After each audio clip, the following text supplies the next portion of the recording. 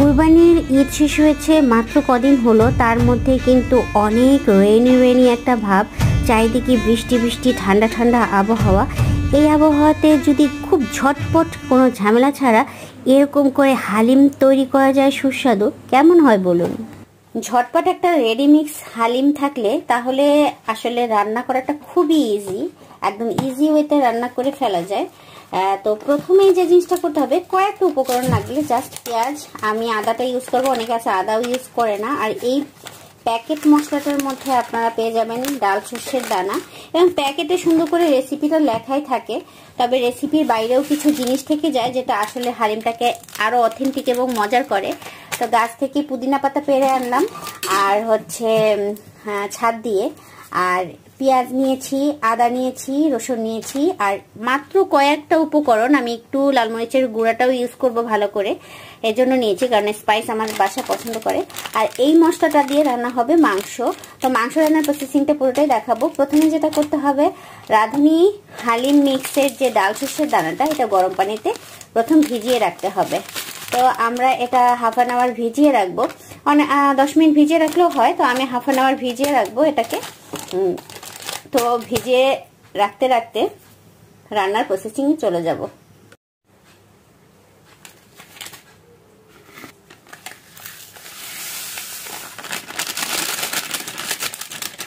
তো পুরোটাই ঢেলে দিলাম, এখন আস্তে আস্তে করে গরম পানি ঢালবো আর নাড়বো যাতে করে জমাট বেঁধে না যায়।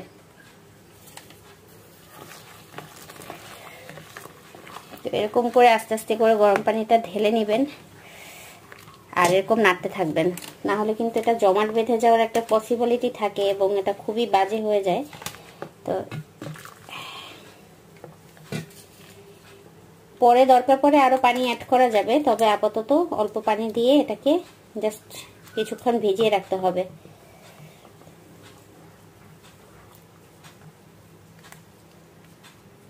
আর কোরবানির সময় গরুর মাংস অ্যাভেলেবেল, এখন আজকে বৃষ্টি হয়েছে, তো সিজনটাই হচ্ছে কি একটু হালিম খাওয়া।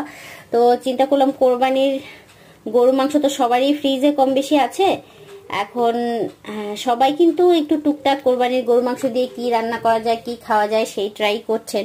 তো আজকে অনেকটা আবহাওয়াটা বৃষ্টি বৃষ্টি, তো মনেই চাইলো একটু হালিম করি, তো হালিমটা এর জন্য করবো।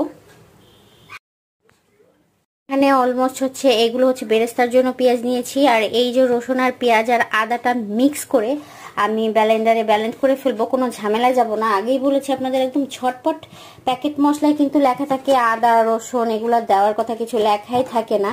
কিন্তু অবশ্যই যারা একটু সুন্দরভাবে একটু মজার খেতে চান তারা অবশ্যই এগুলো ইউজ করবেন। শুধু পেঁয়াজের কথা লেখা থাকে যে বেরেস্তাটা ভেজে তারপর বেরেস্তাটা দেওয়ার দরকার। তো আমি আমার গ্রাইন্ডারে নিয়ে একদম ঝামেলা ছাড়া, এখন অলমোস্ট মাগরিবের আজান দিয়েছে, তো যেহেতু আমরা সন্ধ্যার নাস্তাটা হালিম দিয়ে করব, তো সেহেতু আমি এখন এগুলোকে একদম গ্রাইন্ড করে নামাজে চলে যাব। নামাজ থেকে এসে আমি মাংসর প্রসেসিংটা দেখাবো আপনাদের। তো নামাজ পড়ে অলমোস্ট চলে এসেছি। আমার হাড্ডিযুক্ত কিছু মাংস ছিল, আর হালিমে কিন্তু এটাও একটা টিপস, হাড্ডি থাকলে খুব বেশি মজা লাগে হালিম খেতে সলিড মাংসের থেকে। তো আমি কিন্তু প্রথমে বেরেস্তাটাকে খুব ভালো করে তেলে ভেজে নিয়ে সেই তেলটাই ইউজ করব হালিমের মাংস রান্নাতে, তাতে খুব দারুণ একটা ফ্লেভার আসে।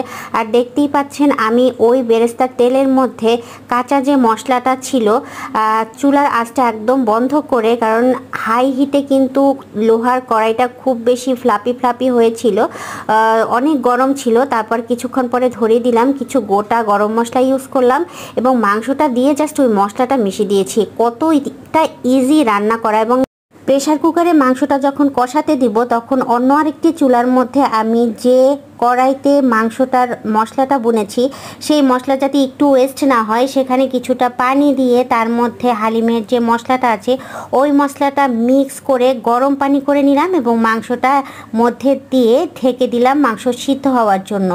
কতটা ইজি রান্না করা দেখুন। আর এই হচ্ছে আমার হালিম, যেটা ভিজিয়ে রেখেছিলাম তার ডাল শস্য দানা। আর আমি দেখুন কতটা ক্লিন রয়েছে আমার কিচেনটা কত সুন্দর করে গোছানো, কারণ কোনো কিছুই নোংরা হয়নি, মাখেনি। আমি দেখাবো কয়টা মাত্র মেখেছে। আর আমি মাংসটা বসিয়ে দিয়ে কিন্তু হালিম খেতে যা যা দরকার, বেরেস্তা তো আগেই তো রেডি করেছি, পুদিনা পাতা, ধনে পাতা, কাঁচামরিচ, শসা, আদা কুচি, লেবু সব কিছু কুটে ফেলেছি। তার মাঝে কিন্তু মাংসটা সুন্দরভাবে সিদ্ধ হচ্ছে। আর দেখুন মাত্র এই কয়টা জিনিস আমার নোংরা হয়েছে, যাতে করে আমার একটু ঝামেলা হয়নি তৈরি করতে। অনেক মানুষই আছেন অনেক কিছু মেখে জেখে একদম রান্নাঘরের অবস্থা খারাপ করে ফেলেন রান্না করতে গিয়ে। তো অলমোস্ট আমি এই হাঁড়িটার মধ্যে, এই পাতিলটার মধ্যে পুরো হালিমটা রান্না করব। একটু ছড়ানো পাতিল নেওয়ার চেষ্টা করবেন, কারণ যেহেতু ডাল সর্ষের দানাটা দেওয়ার পরে অনবরত কিন্তু ফুটিয়ে ওঠার পরে নাড়তে হবে, কারণ লেগে যাওয়ার একটা পসিবিলিটি থাকে। এবং তখন আপনারা যেরকম পরিমাণে পাতলা খেতে চান সেই রকম পরিমাণে পানি দিয়ে দিবেন।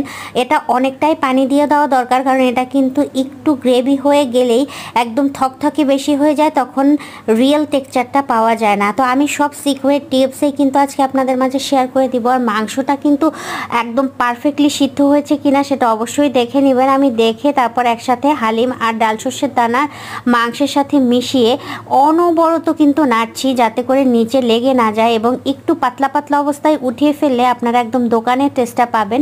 এটা বেশি ঘন হয়ে গেলে একদম ভালো লাগে না। এখন হচ্ছে অলমোস্ট সার্ভ করার পালা। আমরা যেহেতু 4 জন, আমার মা, আমার বাচ্চা, আমার হাজব্যান্ড এবং আমি, তো ও আজকে সন্ধ্যায় খুব তাড়াতাড়ি এসেছে, ঈদের পর খুব তাড়াতাড়ি ডিউটি নিয়েছে। তো আমি এখন সবার জন্য, 4 জনের জন্য সার্ভ করেছি। এবং সবথেকে মজা লাগে এই জিনিসটা জানেন, যখন এই রান্নাটা করে যখন আমার হাজব্যান্ডকে আমি খেতে দিব, তখন যখন ও বলবে যে এত মজা হয়েছে, এত টেস্ট হয়েছে। এটা হচ্ছে সব গৃহিণী কিংবা সব নারীদের একটা প্রশান্তি মনের, যে হাজব্যান্ড যখন প্রশংসা করে খেয়ে। আর সত্যি কথা বলতে আমার হাজব্যান্ড যদি কোনো 5 স্টার হোটেলেও খেতে যায়, সেখানে গিয়ে খেয়েও বলবে যে এর থেকে তোমার রান্নাটাই বেশি মজা হয়। এটা হচ্ছে আমার একটা তৃপ্তি। আমি ঘরের মধ্যে খুব আগ্রহ পাই সত্যি কথা বলতে রান্না করতে। এটা আমাকে আসলে আমার হাজব্যান্ড ফুলায় না, এটা আমার হাজব্যান্ড আমাকে আগ্রহ দেয় কোনো নতুন কিছু করার। তো যাই হোক, আমি কিন্তু শসা কুচি, পুদিনা পাতা, বেরেস্তা, কাঁচামরিচ, আদা কুচি, ধনে পাতা সব কিছু একটু একটু করে দিয়ে দিলাম, এবং এটা এত সুন্দর স্মেল দিচ্ছিল।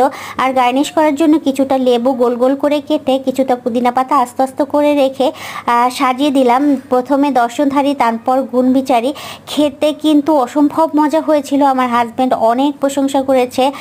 এখন বলে দেই লাস্ট টিপস, একটা স্বাদী ম্যাজিক উপর থেকে ছড়িয়ে দিবেন, যে টিপসটার জন্য সত্যি কথা বলতে বাইরের খাবারটা এত সুস্বাদু মনে হয়, ঘরের খাবারটা সুস্বাদু মনে হয় না। ওরা খুব পরিমাণে টেস্টিং সল্ট ইউজ করে কিংবা এরকম মশলা টাইপের জিনিস ইউজ করে। তো এই খাবারটা কিন্তু আমরা 1 বাটি না 2-3 বাটি নিয়ে নিয়ে বারবার করে খেয়েছি, এতটা মজা হয়েছিল। আপনারা যদি ফলো করেন তাহলে বুঝতে পারবেন রেসিপিটা। আজকের রেসিপিটি ভালো লাগলে একটি লাইক, কমেন্ট, শেয়ার করবেন। আল্লাহ হাফেজ।